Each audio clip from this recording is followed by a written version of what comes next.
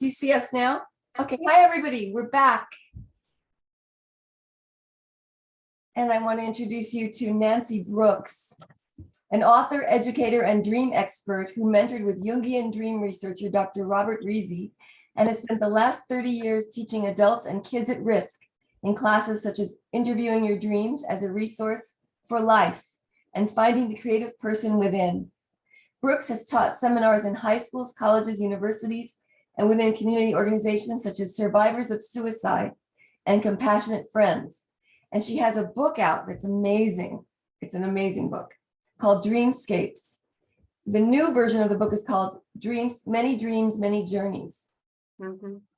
Many Dreams, Many Journeys. Welcome, Nancy. Can't wait to talk to you about dreams. Can you see us?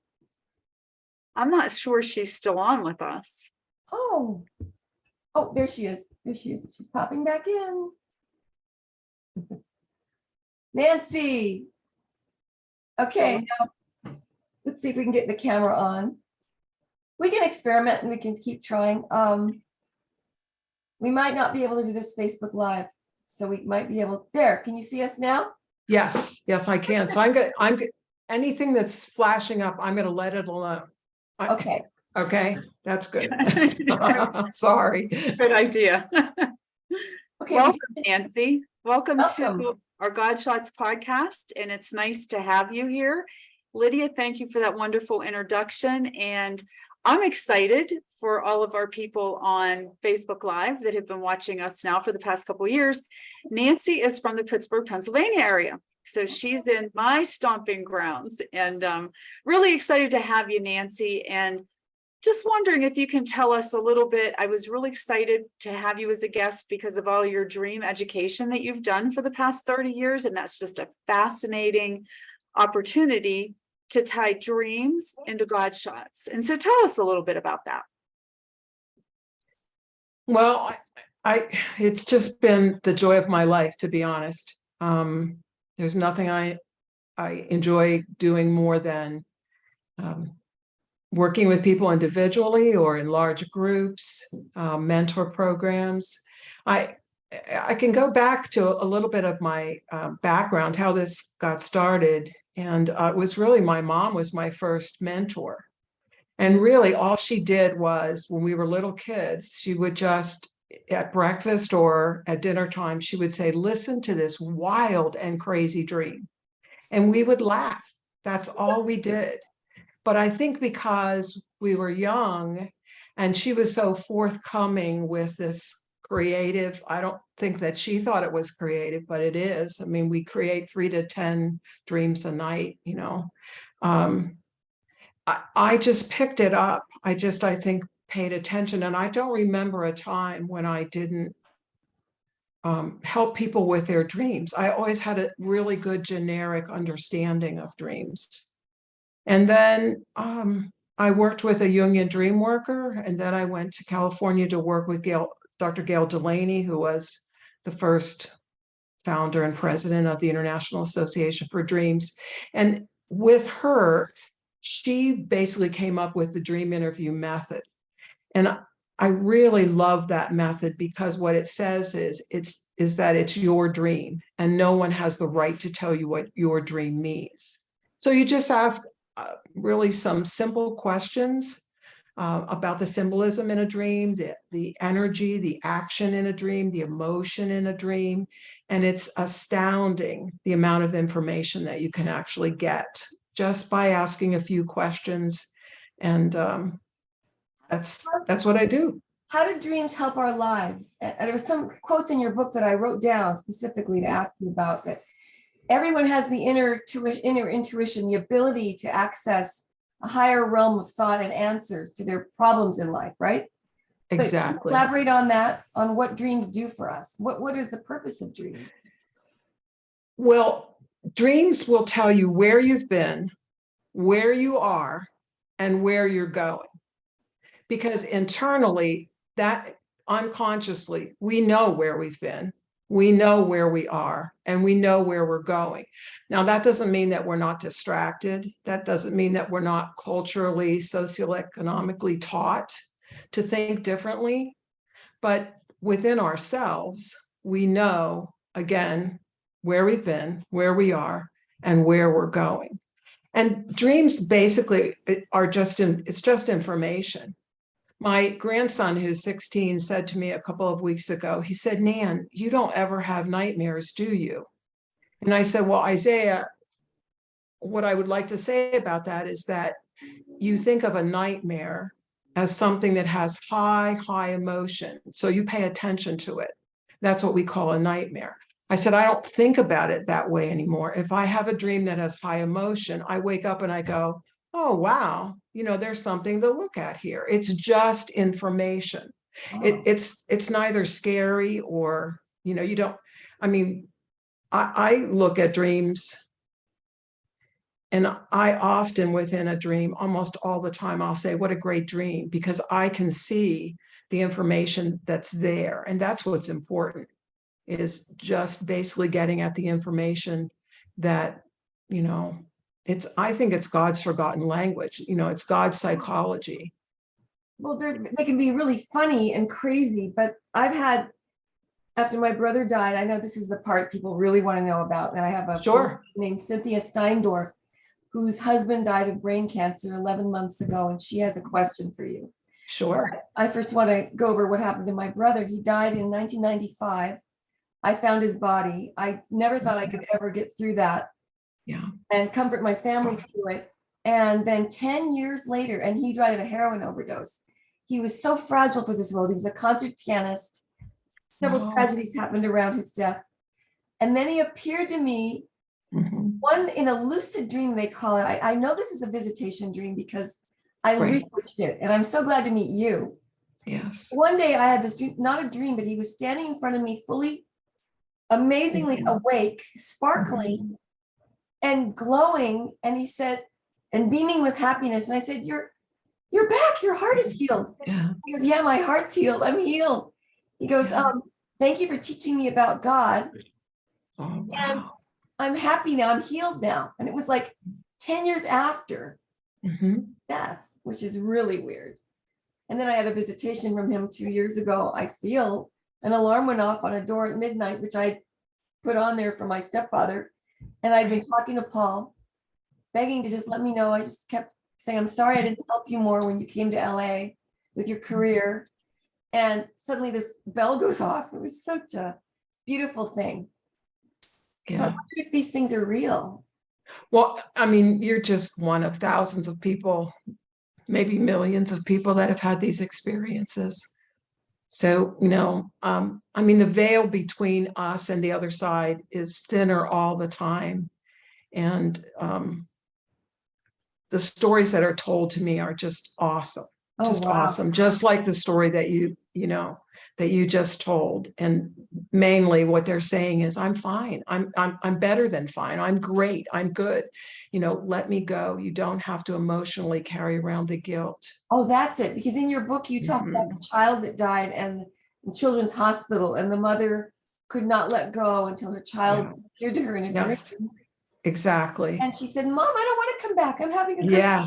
Oh, I remember that day that she told me that like it was yesterday, and it was probably 20 years ago, because I mean, there was just such release, and she had other children. So it was really important for her to put her daughter's passing into some type of healing context so that she could go on, and these siblings would not spend the rest of their lives, neglected and just not getting what they needed in order to, live and fulfill whatever their destiny is here on the planet. Yeah. Amazing. So they're actual real visitations. Sorry, Diane. No, that's okay. I mean, I know this conversation gets very deep and very intimate. So my question becomes, people that are dreaming, you're saying that it's information being given to the person in their sleep, in their non-waking hours. So is this information that can guide a person in making decisions? Is it prophetic? Well, it's many different things. So it can be prophetic for sure. It can be just an expression of the anxiety that you're having over some new aspect of your life. It can be a warning dream. you're forming an intimate relationship with someone, and you're a little bit nervous, but you can't, you don't really know why. And then you have a dream that shows you, this is not good. And if you're willing to listen, again, your dreams will tell you you need to back off. I love talking to high school kids. I love talking to college kids, because that's one of the things that I stress. If you're seeing something in a dream that's warning you, you should pay attention. And you know what? You said something really good. You said you should listen and back off. Okay. And I heard that loud and clear. Mhm. But when we're having these dreams, for example, and Okay. I've noticed that when I wake up from a dream, the dream journal is very helpful of writing it down, and it helps Oh, me yes. because within minutes of awakening, it's Yes. out of my Yes. brain, like I forget it, right? But Yep.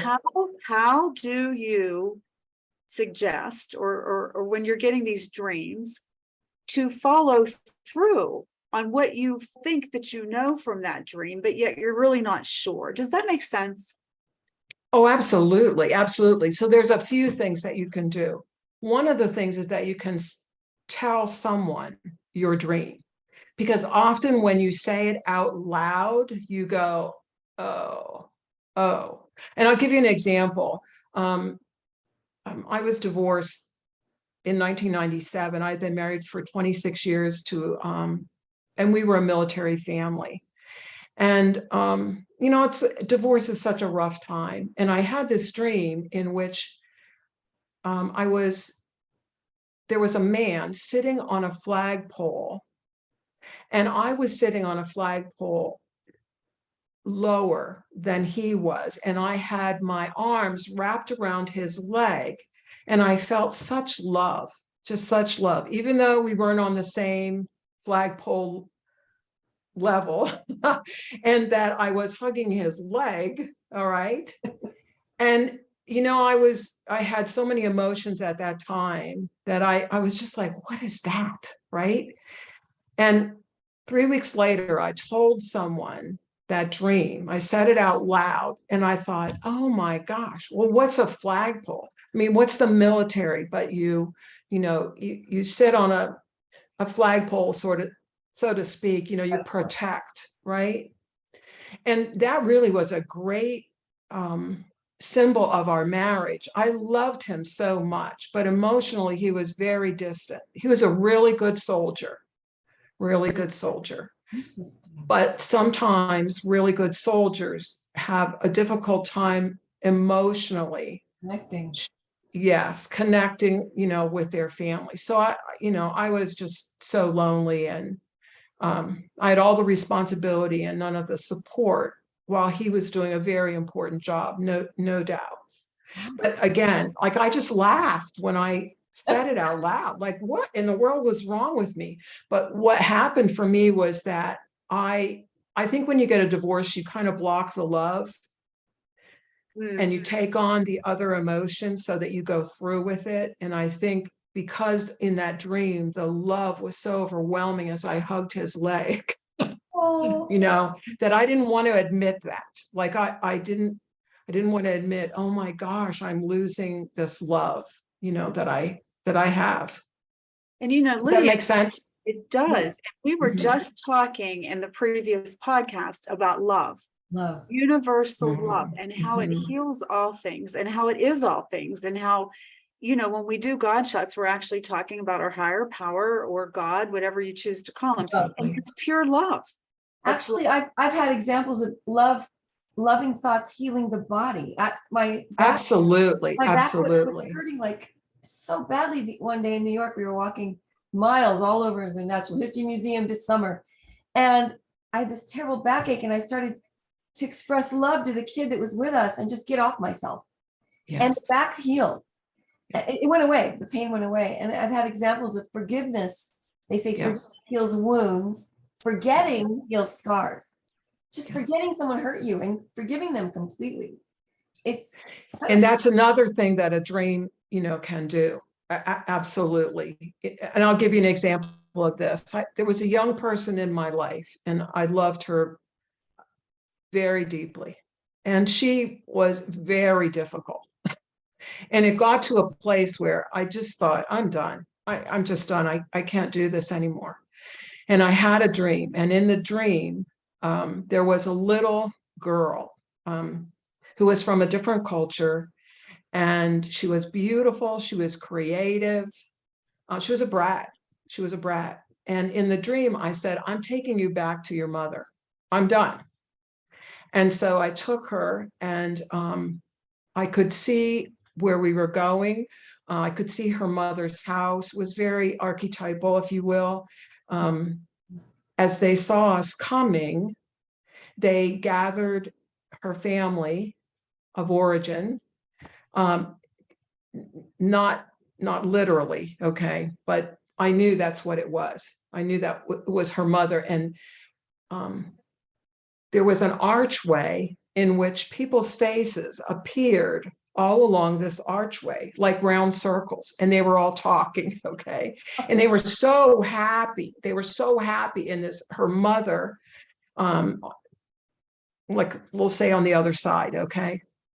Her spiritual mother, she was just thrilled with this little girl. And this little girl looked up at me and said, please, please. I could see in her eyes, she was saying, please, please don't tell them what a shit I am. Oh, wow. And so when the mother and the ancestors were talking, you know, jabber, jabber, jabber, jabber, jabber, you know, just loving her, just, you know, being so happy for, you know, with her. I went along with it, and I just said, yes, you're right. She is all of those things and more. And when I woke up, I was able to accept who she was and all her wounds, knowing who she was and is on the other side, her true self. That's what that showed me. That's it. The lower nature here in this alien world we're in with the mind, that's not the picture, the real picture. The reality of the beautiful higher self that we all have access to, but this other Mishigas is in the way. This absolutely silly nonsense. Wow. Yeah, and I could tell you dream after dream after dream like that. Once you begin to, well, I should say this, once you decide that you're going to look at your dreams as a resource for life, you know, develop a way. I always say that I have two languages in my life. I speak English and I speak dreams, because I've worked so long, like really my whole life, on the symbolism of dreams. And I also want to add that dreams symbolism, I should say, is 24/7. You know, we can get just as much information from the things that happen to us in our waking hours as we can in our, you know, sleeping hours. So I use symbolism, just like I fell a couple of weeks ago, and I won't go into that, but the injury that I got was kind of funny, because if it had been a dream, the information that I got from my fall, like, okay, I didn't need to dream that. This actually happened to me. Wow. And it's funny because I got a cut on my foot and it looks like a stab wound. And I had things in my arms. And so I went down on my knees. And so basically, I'm telling you what the symbolism is. I got stabbed in the foot and I got brought to my knees. And there was something happening to me at that time. And that's exactly what happened to me. So it played out in a physical way. It could have played out in a dream, but I probably needed to have it play out in the physical realm, because I've had to look at it and basically deal with it for 10 days anyway. But you're saying it was connected to an emotional thing that was happening in your life as well? Yes, it was. Yes. Yeah. And I've trained myself, but I love knowing where I am. I love it when I get a dream that says, this is where you are. And I'm like, okay, like for me personally, I can settle right down knowing, okay, this is where I'm at. Therefore, I can move out of that, or I can relax and just let myself pass through that. Does that make sense? Yes. That was my next question to you, Nancy. So yeah, it's nice it's really nice. And I want to talk about symbolism too, because you and I talked about that a little bit, but it's really nice if you have the dreams or the waking experiences where you can say, oh, I get it. I understand why this is happening and it makes me comfortable and I can pass through this. But what if you as a person want one thing, but your dreams are saying something else and you're not wanting to accept that? Yeah. Well, that, I mean, sense? basically that's, that's your conundrum, isn't it? Well, that's what I'm asking. It becomes a conundrum for most of us, Yeah. I would think.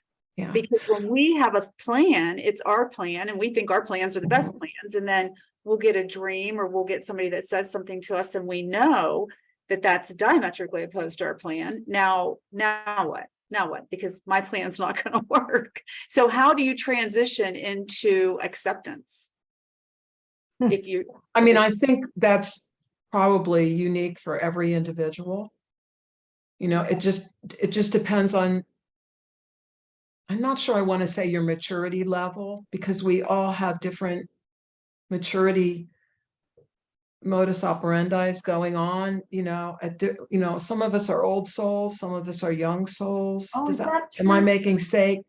And so, there's not a one size fits all. There's not an equation. God knows I would love it if A plus B would equal C.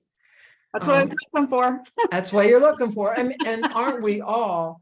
I think if you come to a place where you want the highest and the best for yourself, if you come to a place where, for me, especially at where I'm at in my age, I want to fly, I want to go like the crow flies. I am just not interested in meandering around, trying to find my way, Right. expounding energy. I don't have that to expound. And so for me, it's easier where I am in my life developmentally to say, God, what would you have me do in this situation?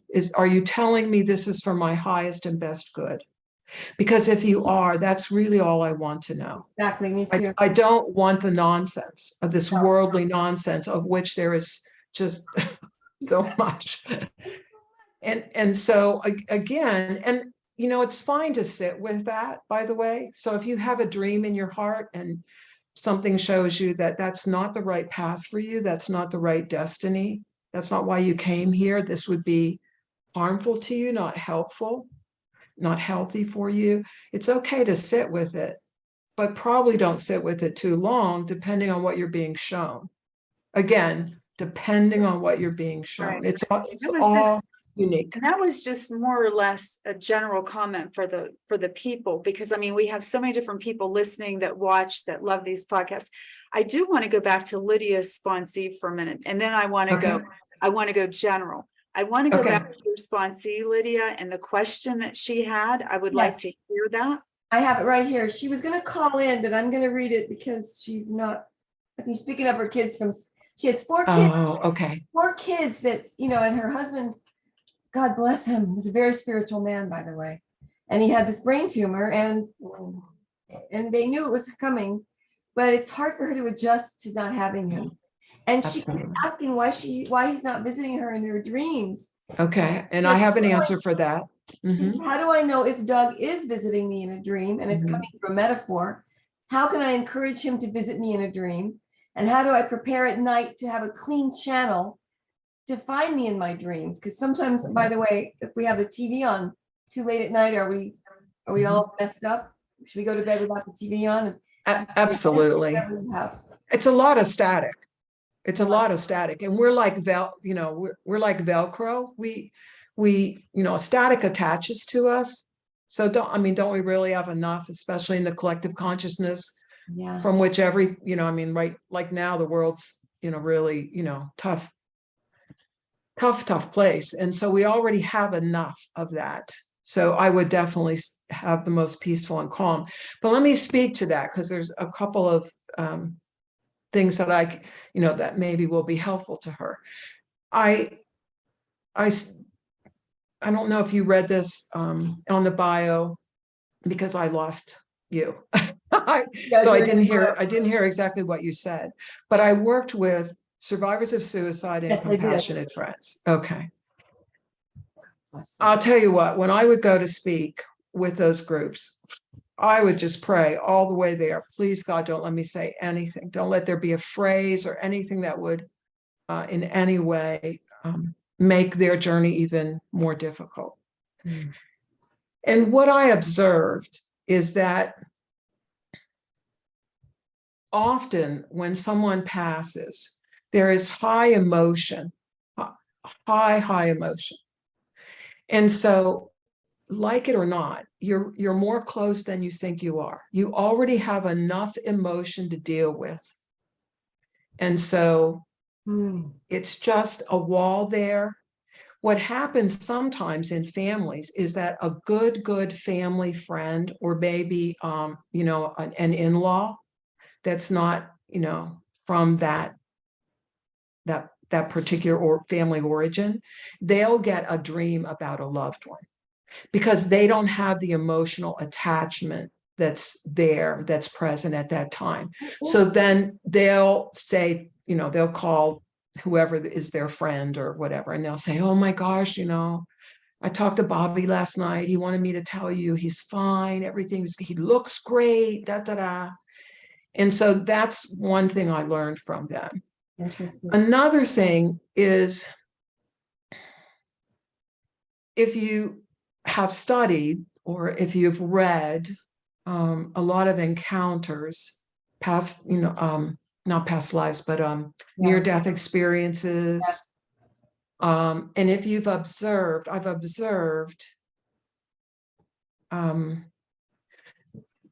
families whose loved one has passed, and some families get a sighting, a visitation, if you will, almost immediately from that individual. Others do not. And from a lot of things that I've read and that I've come to respect and understand over the last few decades, sometimes when people pass, they have a lot of work to do on the other side. They're not free to come and talk to us. Interesting. Wow. And some people seemingly can bounce around and, talk to, have dreams. I lost a friend in March who collapsed and passed away. And she just seems to talk to all of us, all the time. But I do believe that on the other side, we don't, it's not my understanding that we lie around on a cloud and just listen to the angels sing, which there's nothing wrong with that, by the way, but that who we are here, we are there. And like you said with your brother, you talked about how your brother just had this healing. Yeah. So when your brother passed, he would not have been able to come back to you, is my understanding, like he just came back to you 10 years later. Mm-hmm. Does that make any sense? Mm-hmm. Yes. So there's so much we don't know. Like, we think we know everything. Oh, we just really, I mean, anytime I work with someone, anytime I work with a group, I don't know who learns more, me or them, because it's just a continual process of collecting information and actually seeing patterns from what people say. I try not to judge. Like, when people tell me something that I've never heard or I've never experienced, I just go, wow. And I put it on a shelf, and then it's surprising how maybe it'll happen to me, or maybe I'll have other people that will share the exact same experience. And then, there's a collective thing there that I can maybe share or help somebody with. Wow, it's interesting. There was a book that appeared on my shelf around the time my brother died.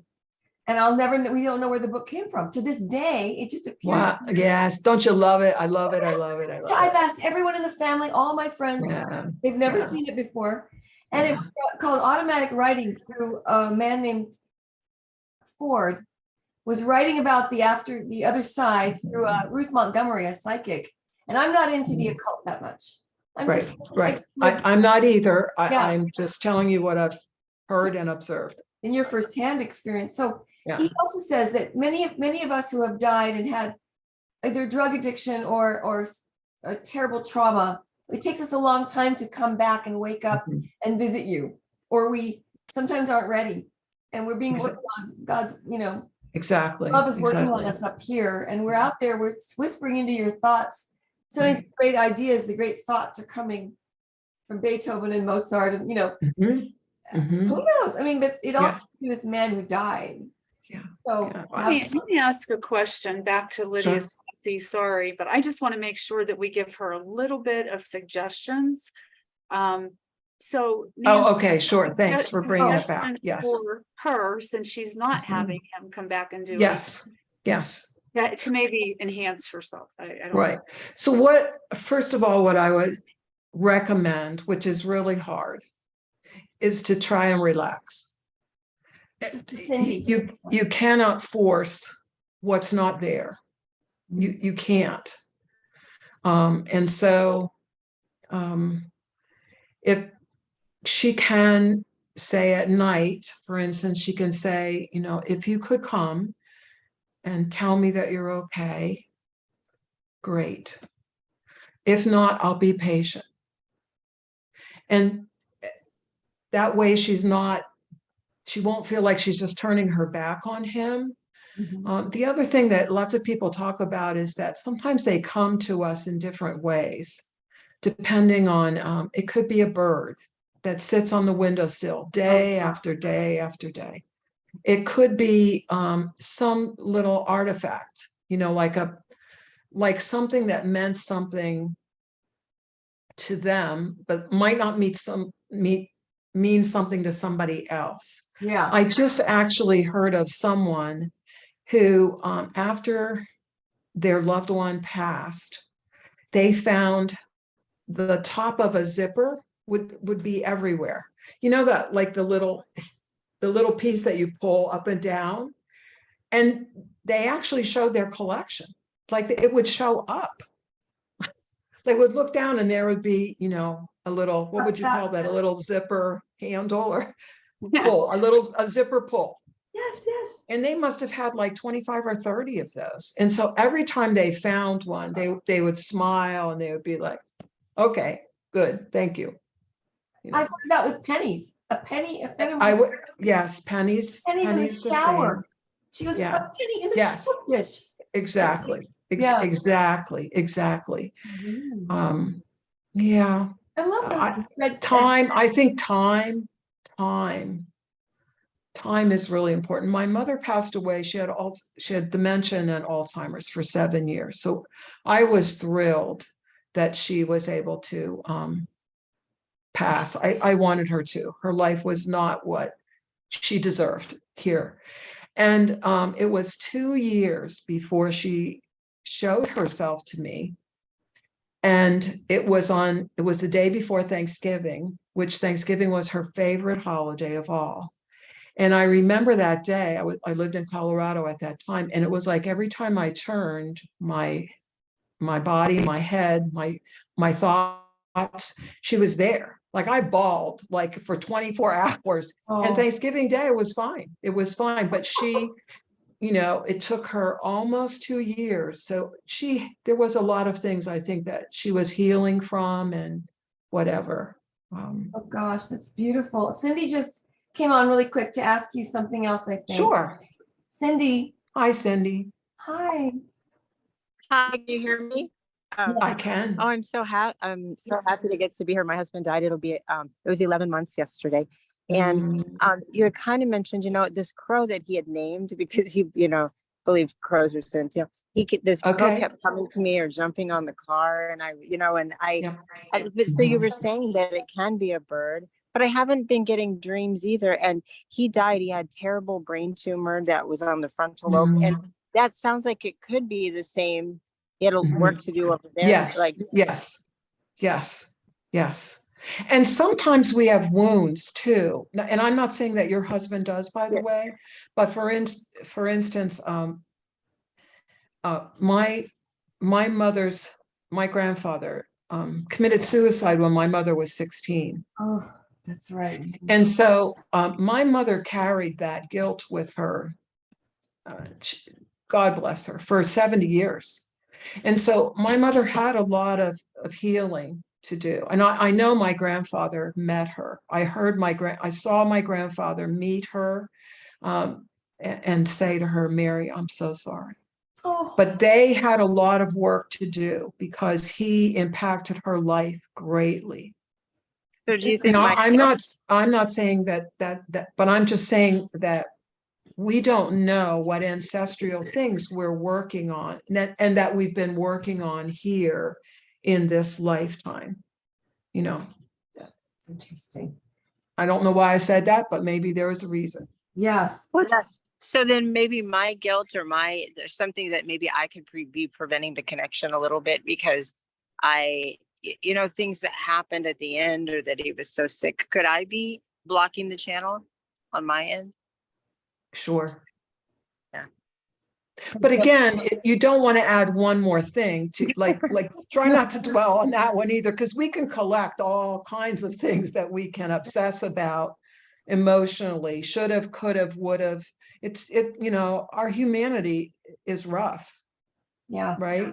Yeah. And so I would encourage you to be really kind to yourself,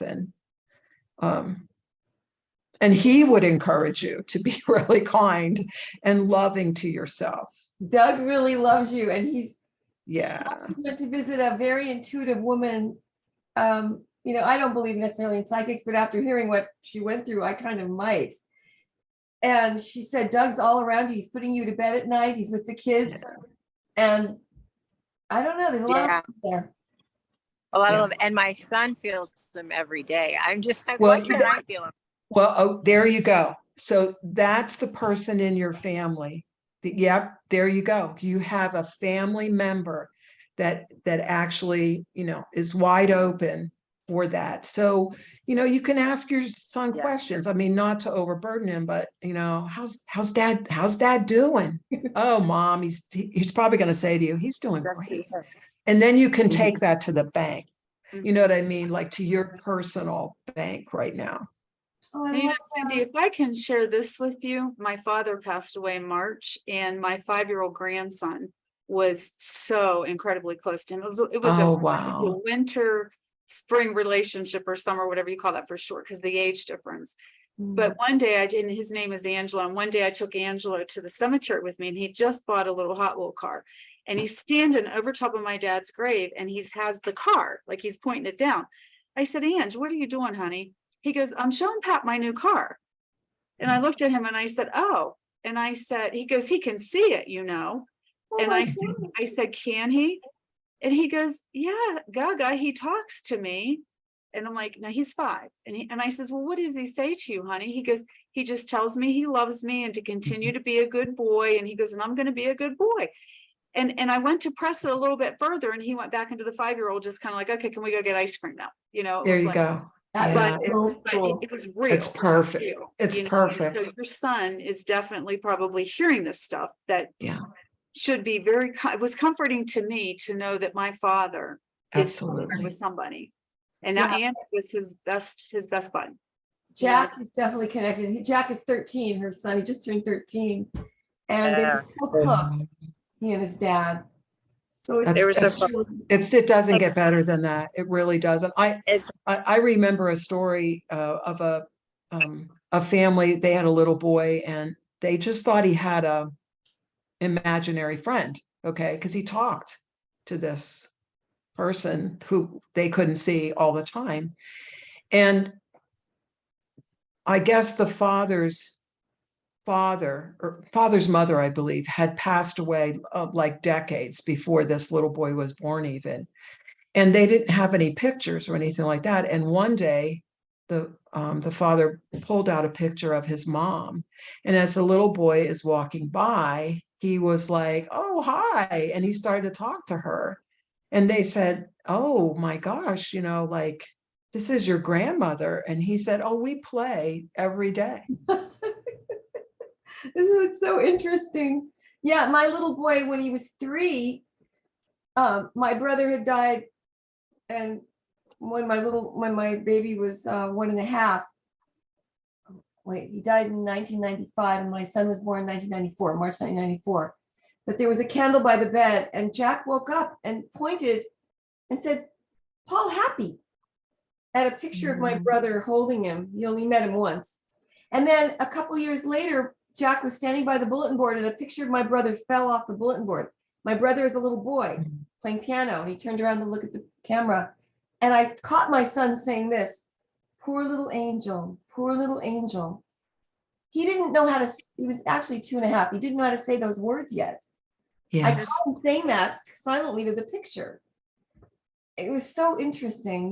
We don't know how close they are to the other side. Absolutely. And you think about it, when they come into this world, they're much closer to the other side than they are to this world. Right. And talking about an angel, I know when my youngest son was probably less than 2, but talking, and he loved breakfast.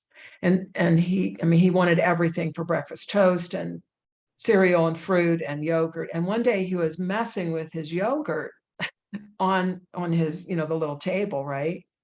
And I said, oh, what's that? And he said, oh, that's an angel. Now that was years ago when you didn't talk about angels except at Christmas time.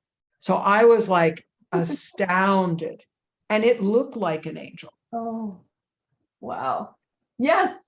I mean, I don't know. There's so much mystery that should be exciting Yes. rather than fearful. We shouldn't be afraid of Yes. the mysteries of the Yeah. universe, Yeah. of our spirit. Because if you think about it, Ralph Waldo Emerson said it's a thought universe. Thoughts make the man. I mean, honestly, you go in a direction where you think it first. It's not something tangible you can touch. You can't touch thoughts. And they do determine everything.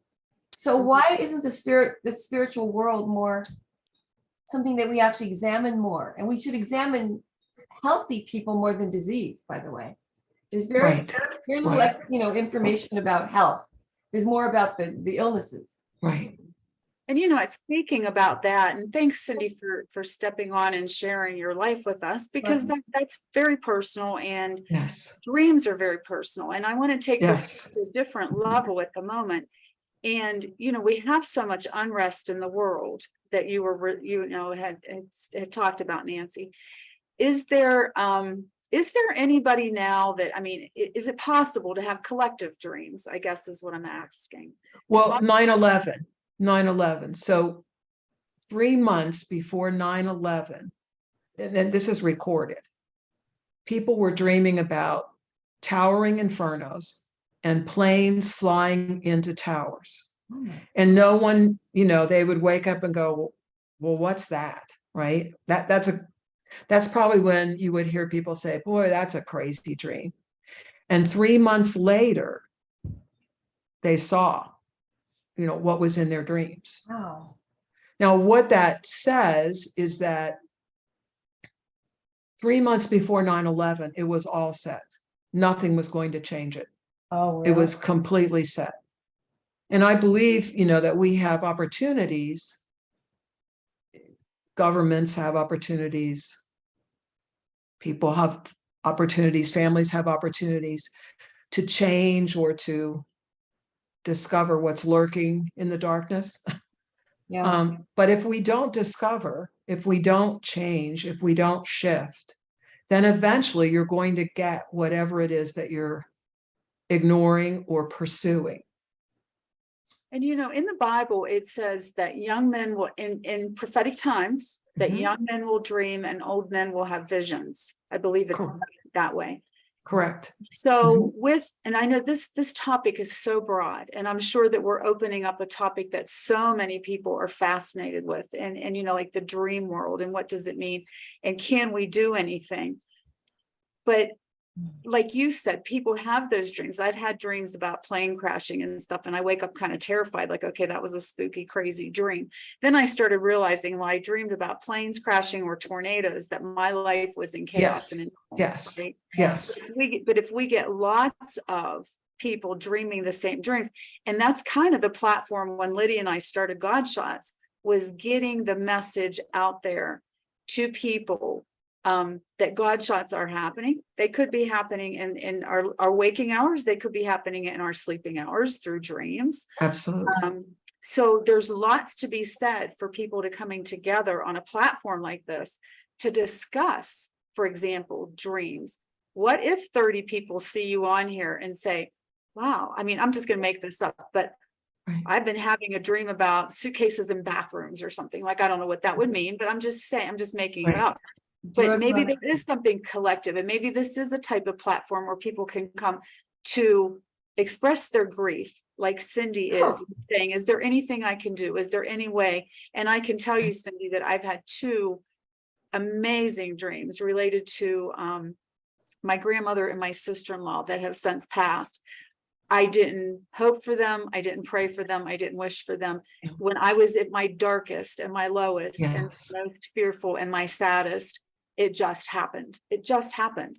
And after that, both times I quit crying. Both times I just intuitively knew that things were better. So I guarantee you that at some point in time, you will get the full picture, and that's very exciting. Get But the back to this platform, Lydia, I mean, I think that this is one of the things that we're looking to do, is to bring more people together with whatever experiences. Well, interesting that you studied under a Jungian dream researcher, because God shots is a term that I got from the book Synchronicity by Carl Jung. Okay. Jung is my favorite of all the, of the logotherapists. He was actually no, Viktor Frankl was the logotherapist. I love Carl Jung because he actually believed the synchronicity explained things. It almost explained a spiritual, He had the spiritual realm to it. Absolutely. and that there weren't just random coincidences. And he went along Right. with Einstein's quote, which is my favorite quote: "Coincidence is God's way of remaining anonymous." And Einstein studied with another physicist, Pauli, that there's an intervention of grace that is happening when you have coincidences that seem Absolutely. uncanny, right? Absolutely. That's where God shots came from. It's coincidence that it's uncanny. And it Absolutely. points to something beyond just random chaos. Absolutely. Yeah. So that's why we're bringing people together in the synchronicity realm, and also to talk about glimpses of the divine, glimpses of beauty in the world, to focus more on that. These are thoughts determine Yes. everything, really. Yes. And you know what, I believe in counterbalance. So when there's so much on the news about the negative, and yes, it's happening, but I also believe that, yes, so is our positiveness, so is our positive dreams, so is God shots and miracles that are happening every day, Yeah. that we need to be able to recognize too, to counterbalance the negative that we're seeing and hearing about. And so I just think this is a real exciting time, a super exciting time for God shots, for people. And I know that there's a lot of people out there, and people that I've met in Utah, that say to me, well, my goodness, like, I would love to watch a podcast like this, because I have lots of God shots. Like, where is this? How do you get to this? We're collecting them from all over the world. Hospice God shots, cancer Yes. God shots, Yes. recovery God shots. I hear that word every day in meetings and recovery meetings. But Nancy, what does the Jungian dream expert, the one you work with, Robert Reesey, is that his name? Dr. Reesey? Yes, Dr. Reese. What does that mean? A Jungian dream worker. What does that mean? What did Jung bring to the dream conversation? Well, of course, he's known for the archetypes. Yes. So, just basically, like, for instance, water, fish, they would be archetypes that are known all over the world. Having said that, though, because I worked with him for 18 months, I attached myself to some Jungian archetypes. But when I began to work with Dr. Gail Delaney, we did not do that. Now, I can go back and forth, and there's information from anyone who's studied dreams, so you can. It's eclectic. That's what I think. But with Dr. Delaney, for instance, and I had shared this with Darlene. So if Darlene and I have this exact same dream, and it has a German Shepherd in that dream, I have a beloved German Shepherd that was my best friend, just loved loved him as, as a young person. Darlene, on the other hand, was bitten by a German Shepherd, and she had become, from that experience, generally speaking, she was fearful of dogs and German Shepherds in particular. So just because she and I had the same dream doesn't mean that it has the same meaning because of our history. Interesting, interesting. Oh, So that's what now Dr. Delaney studied in Switzerland at the Jungian Institute. Mhm. And Dr. Reese, I believe, studied at a Jungian Institute in Cleveland, Ohio. Oh, interesting. So Matching dreams, really quick. My little boy, when he was 5, we slept together a couple of times, on weekends in my big king bed. And we woke up, we had the same dream one night. Yep. And he said, Mommy, I dreamed about a train full of gold, bringing gold to our house. And I went, that's weird. I dreamed about a tree that had gold underneath and I was digging the gold out. And it was such a positive dream. And I had a similar matching dream with my mother. My mother had a very toxic, strange, God bless her, rest her soul. She just died a year and a half ago, but bipolar borderline and never knew it. But she dreamed about a big bird landing on the lawn. And I had the same dream one night about a huge reptilian bird landing on the lawn.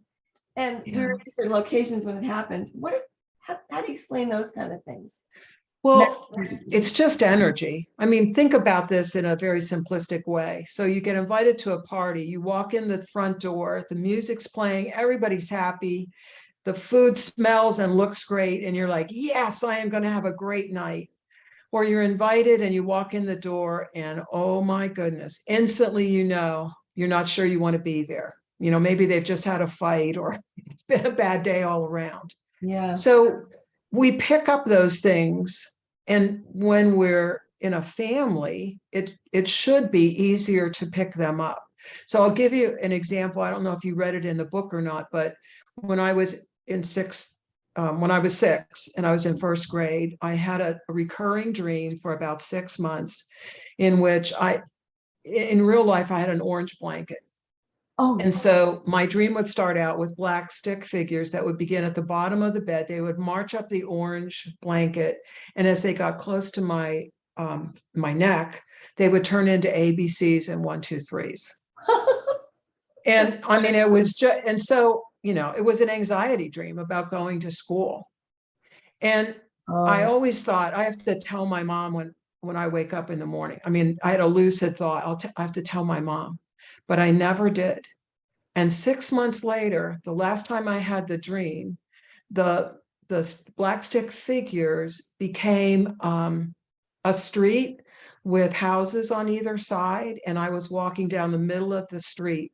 And that's when I knew I had overcome my anxiety for first grade. Wow. And then I told my mom. So that's also an indication, like if I'm working with someone and their children, that's another indication that that child had a lot of courage. I had a lot of courage. I could have told my mom that dream, but I didn't. I just kind of hung in and worked it through till the end. Then I told her. Wow.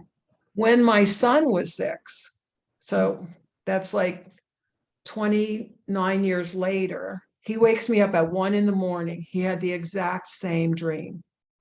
The exact same dream.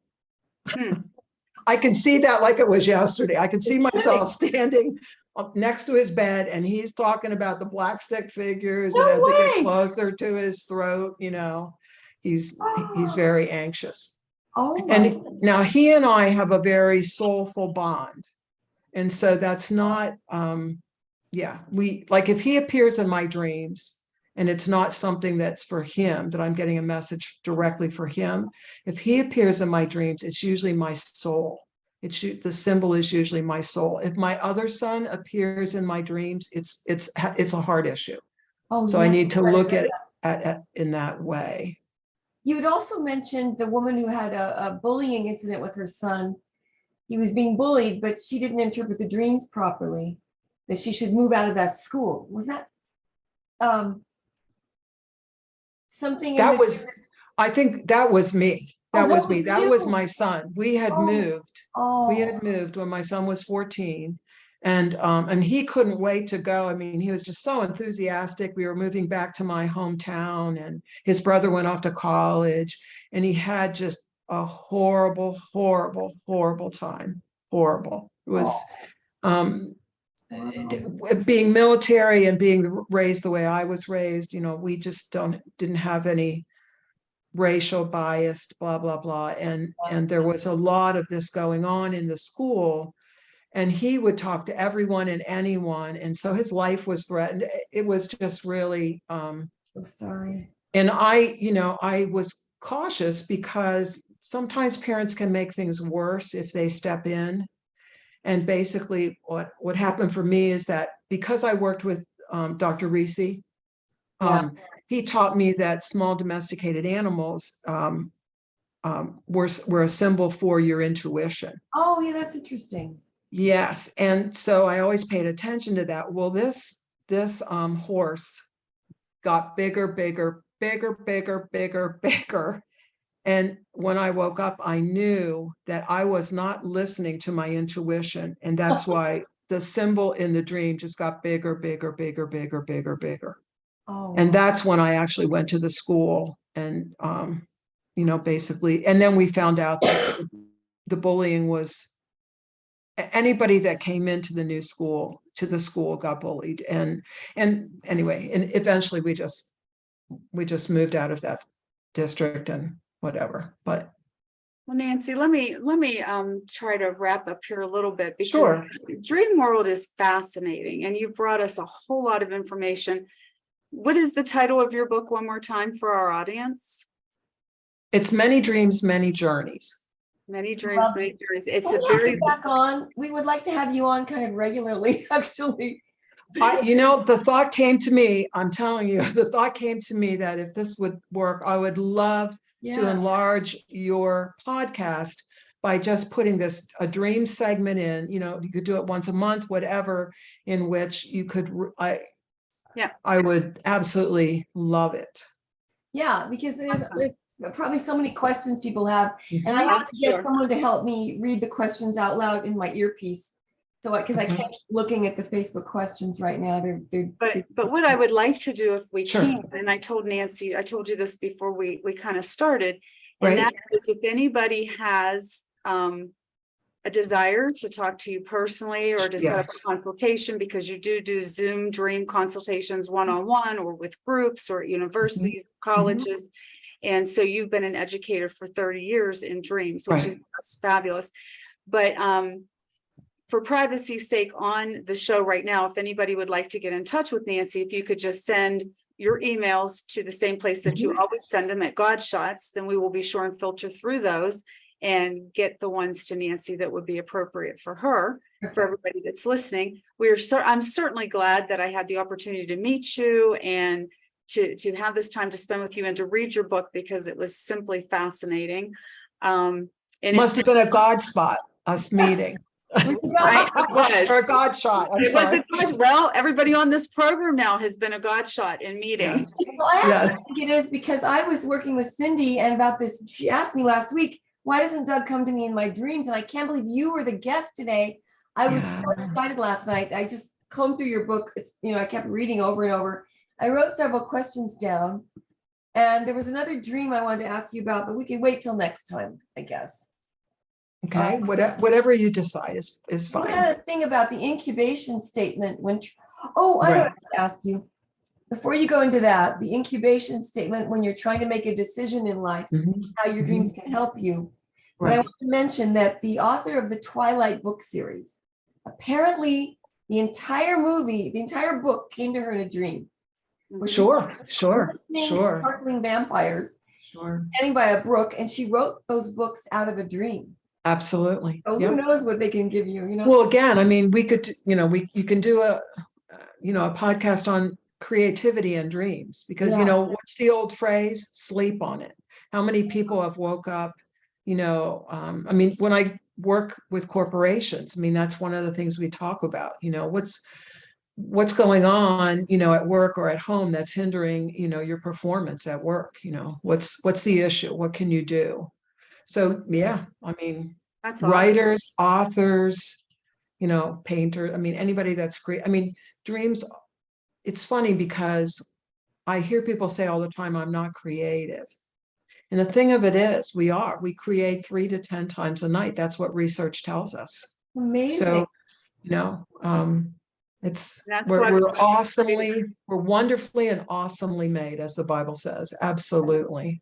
And that's why we're so creative first thing in the morning when we're coming out of sleep. Yes. And that's why Yes. it's important to keep a journal beside your bed, Yes. and write what you're thinking or feeling, because that really helps. Yeah. But And you know what? And for someone like myself who's been in, like, I know people who do that religiously. They're so good. Honestly, I have to sometimes put my feet to the fire and just, make sure that I do that. So I don't remember mine as get- well I do in anymore. spurts. And sometimes I don't remember, but I've noticed recently, Yeah. Nancy, since I've met you, and I'm Yeah. trying to be very Mhm. cognizant of writing things down. Sure. The minute my feet hit the floor, if it's not written, part of Yeah. it goes away. It just Well, we're just so busy and we're distracted. The phone rings, the dog barks, our mind is on what's next. I mean, it's just, that's why a lot of times when people go on vacation or over the weekend, that's when they remember their dreams. It's not that they're not dreaming, it's that they're remembering it because they're not so stuffed up with everything. things, with everything. Yeah, definitely. I definitely look forward. Yeah, well, I definitely look forward to having you back and to having some topics. My pleasure. There's so many topics in the dreamland. Yes. Yes. And the medical field now. Lydia, Yes. you were talking about wanting to pull in studies about how spirituality and medicine are combining. Absolutely. There's so much proof for that now. Yes, So much absolutely. proof. And I think our Absolutely. viewers need to understand that we are mind, body, and spirit. And if you go Yes. to a normal mainstream doctor, you're getting nothing but pills given to you. Exactly. Like, There's other modalities. a pill for every body part just doesn't seem like it's what we were made for. We're bigger than that. And they've proven, Exactly. Buddhist monks have proven that meditation completely changes the brain waves. Compassion meditation actually makes more gray matter in your brain, your memory sharpens. It reverses aging. They've proven now that rest can reverse the stress creates a lot of aging, but apparently that can be reversed. That's who we need next, Nancy. You can come back Yes. to us for that one. We'll find out how we reverse. I don't know. Aging. But I need to reverse. Yes, I hear you. I hear you. Anyway, this is Anyway, a fascinating pleasure. subject. Yes, fascinating. Thank you for sharing your time, your expertise, your journey. My pleasure. My It's been our pleasure, really. Thank you. Thank you so much. And to all of the people that are listening, thank you always for tuning into Facebook. We're getting back on track, so you can expect us. We've been on hiatus, as Lydia said, and we're back. So, yeah. So Okay, anyway, thank you, Nancy. thank We'll have you back soon. Okay, great. Thank Looking you. forward to it. Okay, bye-bye. bye. Bye. Lots of love. Let me turn off.